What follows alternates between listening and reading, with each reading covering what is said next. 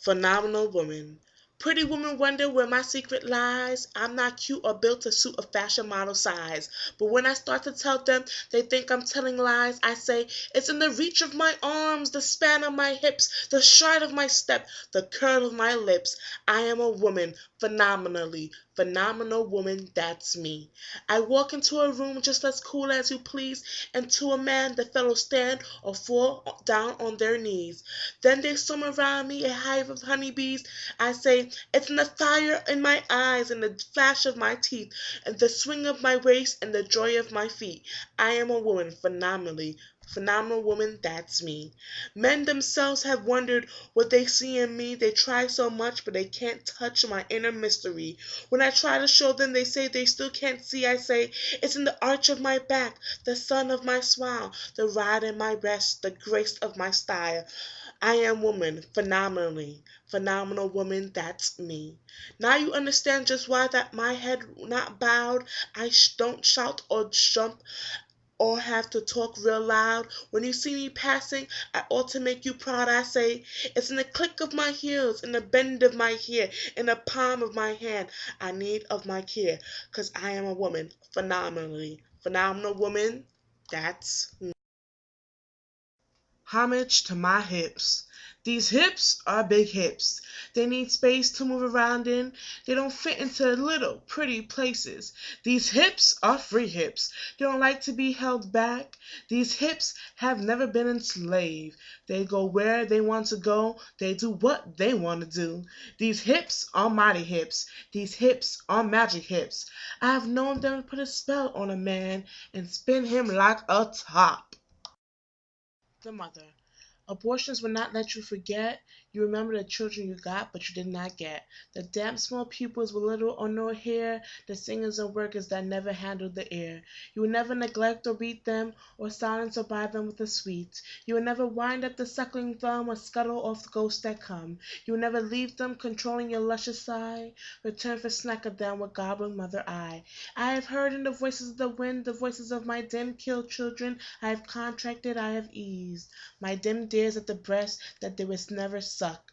I have said sweets if I sinned, if I seized your luck, and with your lies from your unfinished reeds, if I stole your births and your names, your straight baby tears and your games, your still to the lovely loves, your thumps, your marriages, aches, and your deaths. If I poisoned the beginning of your breaths, believe that even in my deliberateness, I was not deliberate. Though why should I whine? Whine that the crime was other than mine, since anyhow you were dead, or rather instead you were never made. But that too I am afraid is faulty. Oh, what shall I say? How is the truth to be said? You were born, you had a body, you died. It was just that you never giggled or planned or cried. Believe me, I love you all. Believe me, I know through frankly, and I loved you all.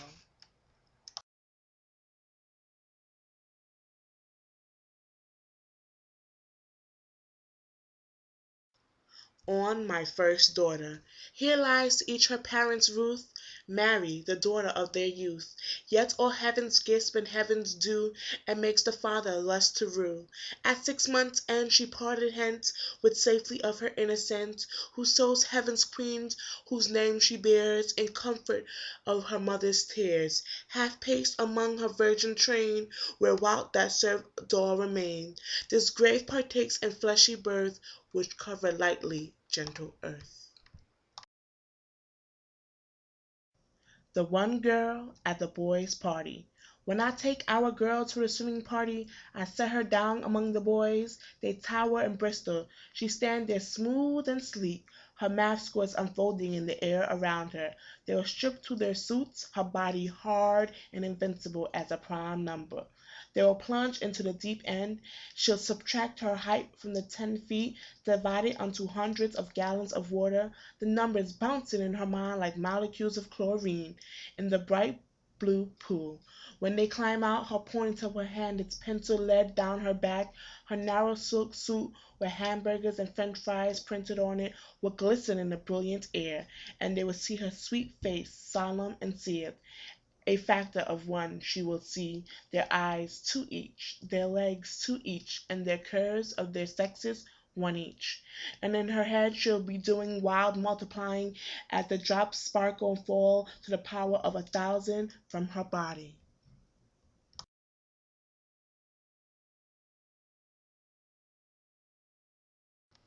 Barbie doll. This girl child was born as usual and presented dolls that did pee-wee and miniature GE stoves and irons, and wee lipstick the color of cherry candy. Then in the magic of puberty, a classmate said, "You have a great big nose and fat legs." She was healthy, tested intelligent, possessed strong arms and back, abundant sexual drive and manual dexterity. She went to and fro apologizing. Everyone saw a fat nose on thick legs. She was advised to play coy, exhorted to come on hearty exercise diet, smile and wheedle. Her good nature wore out like a fan belt, so she cut off her nose and legs and offered them up. In a casket displayed on her satin she lay, with the undertaker's cosmetics painted on, like a turned-up pretty nose, dressed in pink and white nighty. "Doesn't she look pretty?" everyone said. Consummation at last, to every woman a happy ending. I, being born a woman and distressed. I, being born a woman and distressed by all the needs and notions of my kind, am urged by your propinquity to find your persons fair, and feel a certain zest to bear your body's weight upon my breast. So subtly is the fume of life designed to clarify the pulse and cloud the mind, and leave me once again undone, possessed. Think not of this, however, the poor treason of my salt blood against my staggering brain. I shall remember you with love or season, my scorn with pity. Let me make it plain. I find this frenzy insufficient reason for conversation when we meet again. To the virgins, to make much of time. Gather ye rosebuds while ye may, old time is still a-flying, and this same flower that smiles today, tomorrow will be dying. The glorious lamp of heaven, the sun, the higher he's a-getting, the sooner will his race be run, and nearer he's to setting. The age is best which is the first, when youth and blood are warmer, but being spent the worst and worst times will deceive the former. Then be not coy, but use your time, and while ye may go marry, for having lost but once your prime, you may forever tarry. Love is not all. It is not meat nor drink. Love is not all. It is not meat nor drink, nor slumber, nor a roof against the rain, nor yet a floating spar to men that sink and rise, and sink and rise, and sink again. Love cannot fill the thickened lung with breath, nor clean the blood, nor set the fractured bone. Yet many a man is making friends with death even as I speak, for lack of love alone. It well may be that in a difficult hour, pinned down by pain and moaning for release, or nagged by want past resolution's power, I might be driven to sell your love for peace, or trade the memory of this night for food. It well may be, I don't think that I would. Sex without love. How do they do it, the ones who make love without love, beautiful as dancers gliding over each other like ice skaters, over the ice, fingers hooked inside each other's bodies, faces red as steak wine, wet as their children at birth whose mothers are going to give them away. How do they come to the God who's come to the still waters and not love, the one who came there with them, light rising slowly as steam off their joined skin? These are the true religious, the pursuits, the pros, the ones who will not accept a false messiah, love the priest instead of the God. They do not mistake the lover for their own pleasure. They are like the great runners. They know they are alone with the road surface, the cold, the wind, the fit of their shoes, and their overall cardiovascular health. Just factors like the partner in the bed and not the truth, which is the single body alone in the universe against its own best time. The rights of women. Yes, injured woman, rise, assert thy right.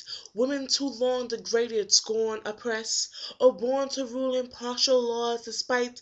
Resume thy native empire, thy rest. Go forth arrayed in panoply divine, thy angel's pureness which emits no stain. Good bid proud man his boasted rule resign, and kiss the golden sceptre of thy reign. Go gird thyself with grace, collect thy store of bright artillery glancing from afar. Soft melting tones thy thunderant cannons roar, blushes and fears thy magazine of war. Thy rights our empire urge no meaner claim, felt not defined, and if debated, lost.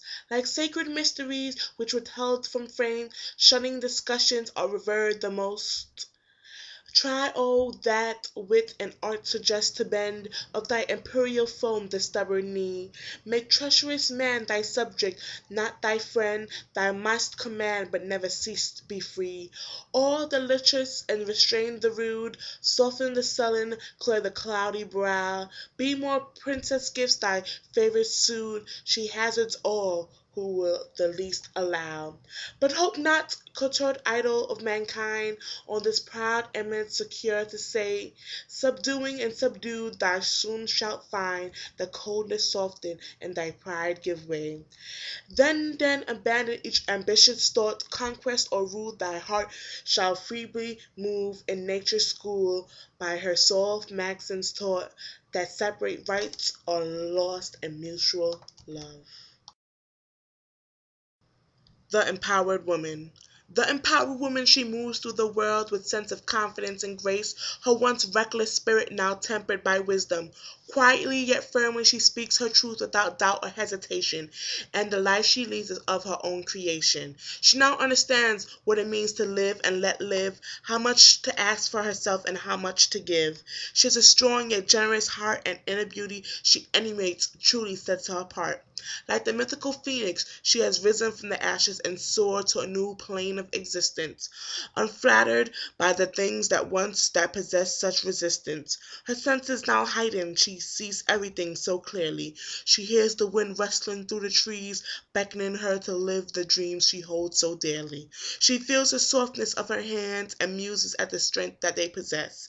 Her needs and desires she has learned to express. She has tasted the bitter and savored the sweet fruits of life, overcome adversity, and pushed her past heartache and strife.